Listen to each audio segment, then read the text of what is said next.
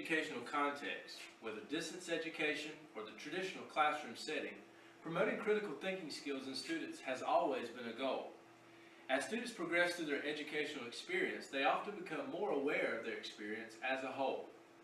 Research in the critical thinking field has shown that college-age students have become disappointed and frustrated with their traditional lecture-based instruction that they have been receiving. Not only are educational leaders pushing for critical thinking, but students are yearning for instruction that is engaging and promotes critical thinking.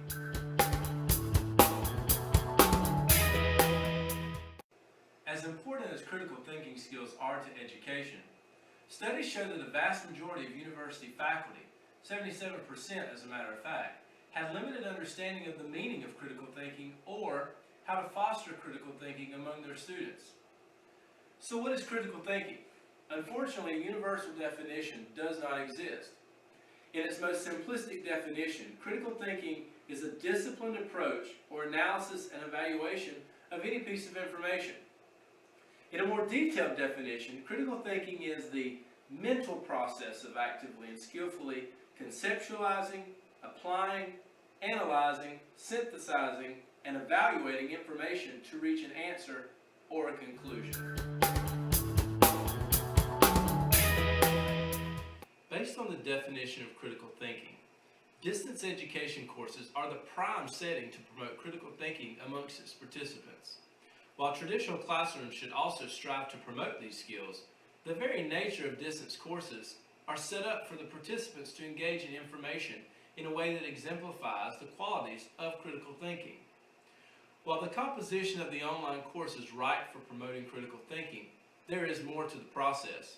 In fact, there are three major components to ensure that online instruction is engaging and produces opportunities for critical thinking. The community of inquiry model states that there must be a convergence of the expertise of the instructor, the social interaction of the students, and critical thinking. The community of inquiry model calls these the instructor presence, the social presence, and the cognitive presence. Refers to the knowledge and expertise of the instructor and how he or she designs and facilitates online activities. First and foremost, the instructor must use constructivist philosophies by presenting opportunities for in-depth interactions with course materials.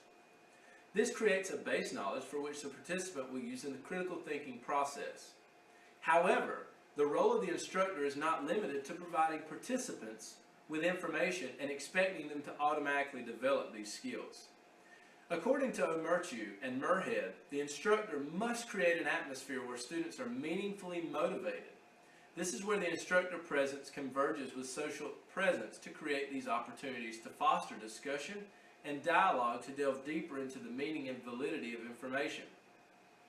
Some examples of tools and best practices used to promote such analysis and social interaction include discussion forums, small learning communities, and reflective activities. Even the questioning used by the instructor can be an instrumental way to increase dialogue. Brent Murhead was published by the U.S. Distance Learning Association as recommending questions that do certain things. For example, questions that prove "so what?"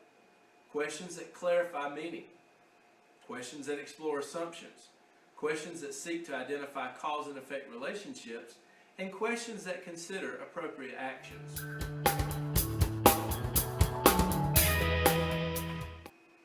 Other than questioning techniques, there are various ways to encourage critical thinking skills.